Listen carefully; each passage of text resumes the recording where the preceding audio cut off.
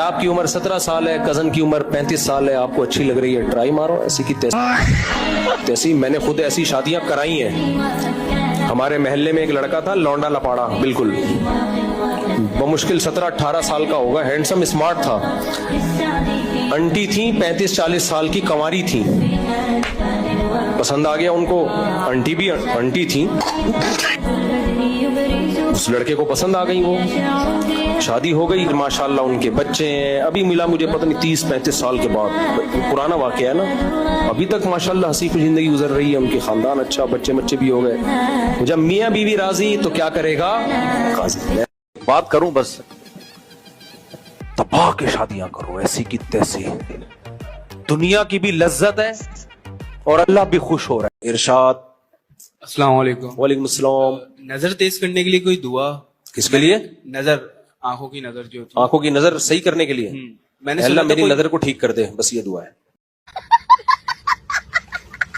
مفتی صاحب, ایک مولوی صاحب کا بیان سننا تھا, اتار دے کہ آدھی انہوں ہو گیا. میرے بھائی اس کا جواب ہو گیا جلیل.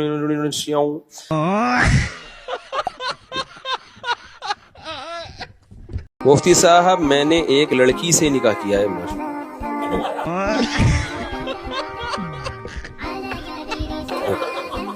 بہت نیک آدمی ہے بھائی.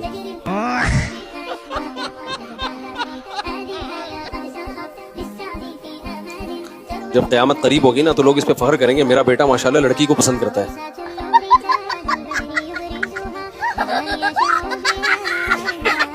اس پہ فخر کریں گے لوگ, یعنی بالکل اسلام کے مطابق ہے.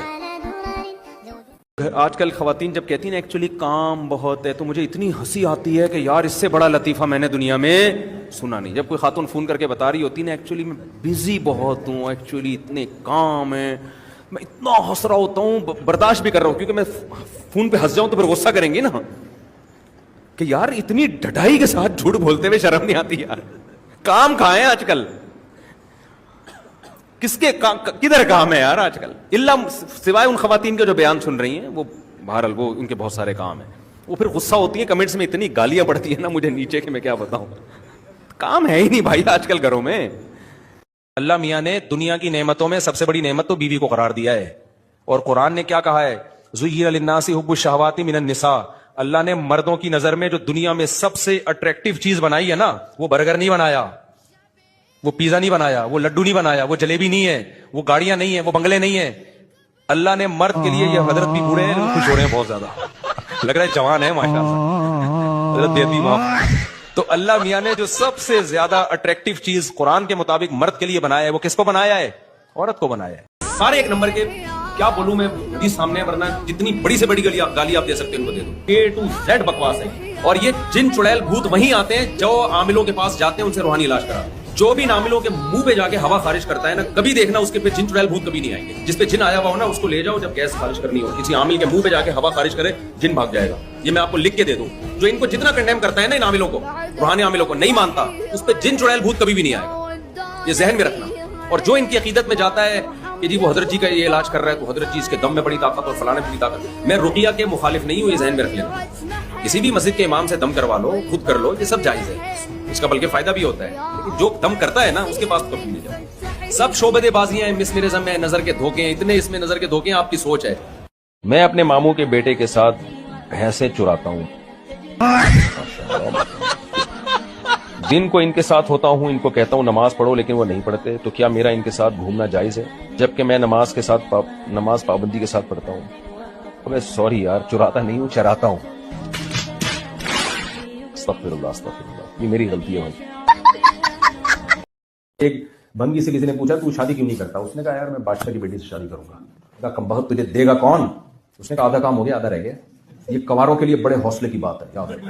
اس امید پہ جیو, یہ لطیفہ نہیں ہے, اس سے تمہیں حوصلہ ملے گا. تو اس بنگی نے کہا کہ آدھا کام ہو گیا ہے, آدھا رہ گیا ہے. انہوں نے کہا یار بادشاہ کی بیٹی سے شادی میں آدھا کام, آدھا ہو گیا آدھا رہ گیا, یہ کیسے مل؟ اس نے کہا ادھر سے ہاں ہو گئی ہے, وہاں سے انتظار ہے. میری طرف سے قبول ہے, ادھر سے قبول کا آدھا تو ہو گیا نا کام. تو اس لیے جتنے چھڑے چھاٹ کمارے بیٹھے ہوئے ہیں, تم سب کا آدھا کام ہو گیا. تو ٹینشن لینے کا نہیں ہے, بس ادھر سے قبول کی دیر ہے, چاہے اس میں بال سفید ہو جائیں تمہارے.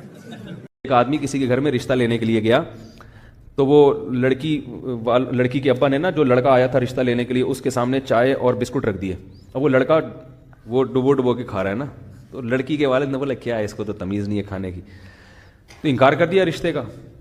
अब लड़के को बड़ी शर्मिंदगी भी, बहुत अफसोस हुआ, यार ये क्या हो गया, और पता भी था कि क्यों इनकार किया। तो बाहर निकल के लड़की के अब्बा से कहते हैं, रिश्ते का आपने इनकार कर दिया, अफसोस तो बहुत हुआ, मगर डुबो के खाने का अपना ही मज़ा है। डुबो के खाने का अपना ही मज़ा है, वो थोड़ी छोड़ेंगे हम। और हकीकत ऐसे है, हकीकत है, चाहे बिस्कुट रखे हो ना, मेरा अपनी जाहिर भी है कि डुबो के खाने का शर्म तो आ रही होती है इंसान को, लेकिन जो मज़ा आता है डुबो के खाने में, वो बगैर पापे जितना डुबो के खाने में मज़ा आता है, तो बिस्कुट हो कोई भी चीज़ हो, डुबो के खाने का बहरहाल अपना मज़ा है। 3 फेंकू बैठे हुए थे, एक ने कहा मेरे अब्बा इतनी गर्म चाय पीते थे कि केतली से निकालते ही पी जाते। दूसरे ने कहा मेरे अब्बा इससे भी गर्म चाय पीते थे। उसने कहा बे इससे गर्म कैसे पियेंगे, उसने कहा ऐसी चाय थी केतली से मुंह लगाते थे। अब तीसरे के पास बोलने के लिए कुछ बचा नहीं था, उसने कहा मेरे अब्बा पत्ती खाते थे, चीनी खाते थे, दूध पीते थे, तवे पे बैठ जाते थे।